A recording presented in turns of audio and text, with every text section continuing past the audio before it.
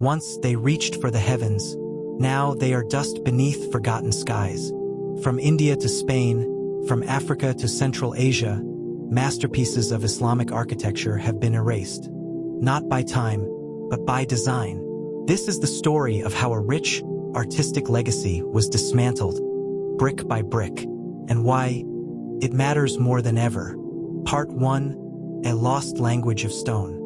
Before the world had skyscrapers and glass towers, the Islamic world built monuments that touched the soul. Islamic architecture wasn't just about buildings, it was a language of stone. Every curve, every tile, every inscription had meaning. It was a silent conversation between heaven and earth. The domes?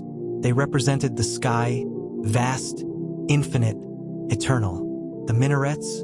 Not just towers but beacons, calling the faithful, piercing the skyline like spiritual antennas. The calligraphy? Not decoration, but divine scripture, engraved into walls so every step reminded you of the Creator. And the patterns, those stunning, infinite geometric designs, were not just beautiful. They reflected unity in diversity, order in chaos, and the belief that God is in every detail. From the lantern-lit mosques of Morocco to the poetic gardens of Mughal India, every space was designed to calm the mind and elevate the heart. These were not just places to pray. They were places to think, to learn, to heal. In many ways, Islamic architecture was the visual Quran, a sacred text made solid in brick and tile. And unlike the architecture of empire or conquest, Islamic design often blended with local cultures. It didn't erase, it embraced. That's why we saw Persian domes in China, Andalusian courtyards in West Africa, and Ottoman arches in the Balkans. This was a civilization that built with intention, spiritually rooted, scientifically advanced, and artistically fearless. But today, much of this beauty is gone, not because it collapsed, but because it was removed, erased, forgotten. And with every lost structure, we lose more than history. We lose knowledge. We lose identity. We lose a way of seeing the world that connected faith, function, and form into one sacred geometry. So when we talk about erased Islamic architecture, we're not just talking about old buildings. We're talking about the destruction of an entire worldview, one that once shaped cities, hearts, and civilizations. But to understand how we lost it, we must first understand who erased it and why. Part 2: The Great Erasure. Great civilizations don't always fall with a bang. Sometimes they are erased quietly, piece by piece, while the world looks away. The erasure of Islamic architecture wasn't just an accident of time. It was deliberate. It was political, and in many cases, it was personal. Across continents, Islamic structures were not simply neglected, they were targeted. In Spain, after centuries of peaceful Muslim rule, the Reconquista unleashed a brutal purge. Mosques were either destroyed or turned into churches. Minarets became bell towers. Domes were stripped. Arabic inscriptions were scraped off walls as if language itself was a crime. In India, the story repeated. Under colonial rule, many Mughal-era buildings were defaced, demolished, or rebranded. What wasn't destroyed was left to decay, seen as un-Indian or inconvenient to a rewritten history. In Central Asia, Soviet powers shut down mosques, turned madrasas into government offices, and painted over centuries of artistry. Faith was labeled backward. Architecture that reflected Islamic identity was replaced with cold, concrete blocks, sterile, lifeless, silent. Even in the Middle East, some regimes saw historic Islamic sites as obstacles to modernization. Old neighborhoods were cleared for highways. Ancient mosques made way for shopping malls. In Mecca and Medina, the holiest cities in Islam, priceless Ottoman, Abbasid, and early Islamic structures were bulldozed to build luxury hotels and gleaming skyscrapers. And let's not forget war. In Palestine, Syria, Iraq, and Yemen, countless centuries-old mosques, shrines, libraries, and schools have been reduced to rubble. Not by natural disasters, but by human hands and human hate. And yet, behind every destroyed structure is a deeper tragedy. Because what these buildings represented was more than stone and tile. They were memory, they were identity, they were proof of a time when the Islamic world led in art, science, spirituality, and city building. But those in power, whether colonizers or modern regimes, knew something dangerous. Architecture holds memory, and memory is power. So they erased the architecture to erase the memory, to disconnect future generations from the past. To say, this never existed, you never built this, you never mattered. But they were wrong, because even if the bricks are gone, the blueprints remain. In books, in photos, in hearts. And that's why this erasure matters.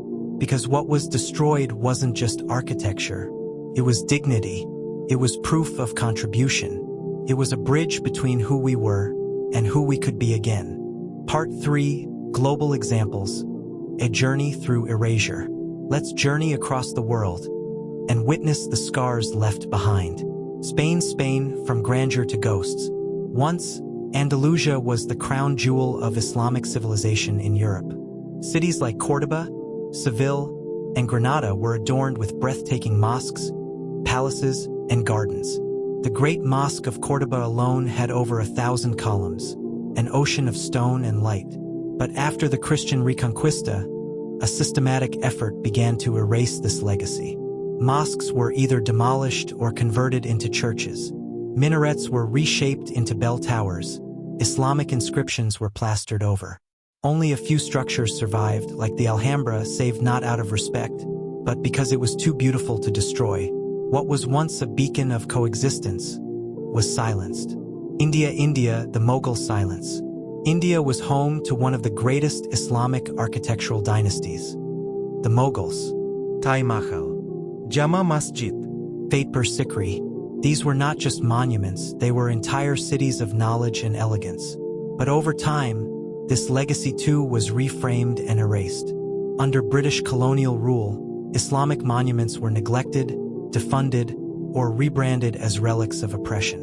In modern times, many Mughal-era mosques and tombs have been misrepresented or forgotten. Some have even been demolished in riots, their existence rewritten in textbooks and memory alike. Central Asia, the Soviet wipeout. In Uzbekistan, Kazakhstan, and beyond, Islamic architecture flourished along the Silk Road. Madrasas, mosques, and caravansaries stood as symbols of learning and faith. But when the Soviet Union took control, it waged war on Islamic identity. Mosques were shut down, domes were removed, places of worship were repurposed into warehouses, museums, or even nightclubs. Entire cities lost their spiritual core. Today, some sites are being restored, but the damage runs deep. Saudi Arabia, lost in modernization. Ironically, even in the birthplace of Islam, much has been erased.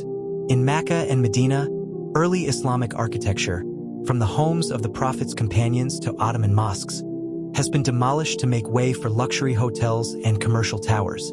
Sacred history replaced by shopping malls. Time flattened beneath concrete. What was lost cannot be rebuilt.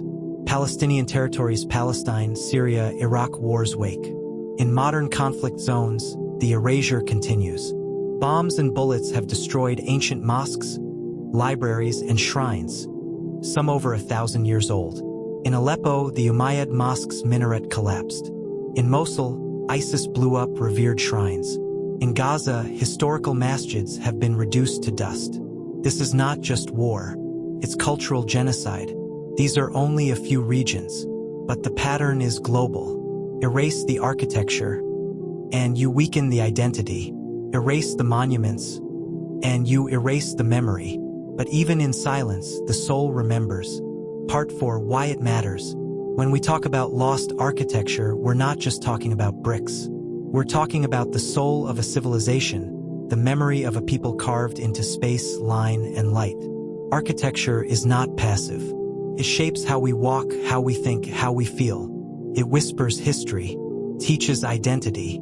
It holds stories long after the storytellers are gone. So what happens when you erase it? You don't just erase walls. You erase belonging. You sever the thread between generations, between who we were and who we could become. Islamic architecture wasn't just beautiful, it was intentional. It was a mirror of Islamic thought. The balance between form and function, spirituality, and science. Mosques were built with perfect acoustics for prayer. Courtyards were designed to reflect paradise on earth. Patterns weren't random. They were mathematical meditations on unity, symmetry, and the infinite nature of God. These structures weren't just artistic masterpieces. They were living philosophies. So when they are destroyed, we lose more than just cultural artifacts. We lose the chance to feel connected, to walk through spaces that once held scholars, poets, prophets, and kings. We lose the chance to be inspired by our own legacy. The erasure tells a dangerous lie, that the Islamic world contributed nothing, that Muslims have no artistic past worth preserving, that beauty, excellence, and innovation did not live here. But that is a lie told by colonial powers, nationalist agendas, and modern systems that profit from forgetfulness.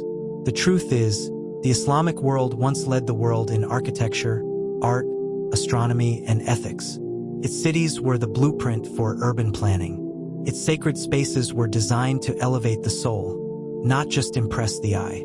To forget this is to forget a part of humanity's shared heritage. And this doesn't just hurt Muslims.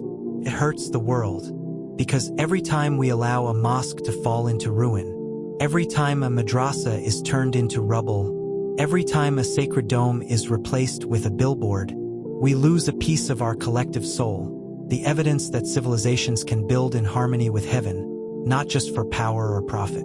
But remembering, that's an act of resistance. Restoring, that's an act of healing. And retelling these stories, that's how we reclaim what was taken, not just for ourselves, but for the future.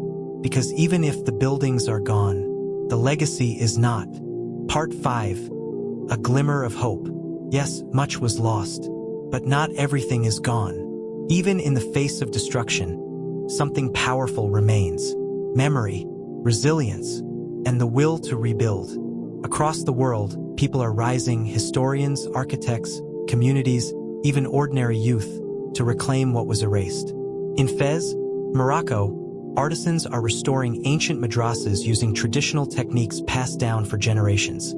Hand-carving cedar wood, hand-painting zellige tiles, laying every piece with the reverence of prayer. In Uzbekistan, UNESCO-backed teams are breathing life back into the Silk Road mosques of Samarkand and Bokhara, carefully cleaning centuries of dust to reveal the stunning blues and golds hidden beneath. In Al-Andalus, Spain, once the heart of Islamic brilliance in Europe, activists and scholars are reviving interest in lost Islamic architecture through digital reconstructions, books, and virtual tours. What was once buried in shame is now being studied with awe. Even in Gaza, amidst the rubble of war, local communities gather to preserve what they can, salvaging prayer stones, restoring damaged calligraphy, refusing to let their heritage disappear in silence. And something remarkable is happening in the world of design. A new generation of Muslim architects is emerging, not just to copy the past, but to reimagine it. They're blending classical Islamic elements with modern sustainability, spirituality with smart design. Mosques are being built with solar panels and gardens. Minarets are rising again, this time as symbols of survival. Across the world, Islamic architecture is being rediscovered as a source of inspiration.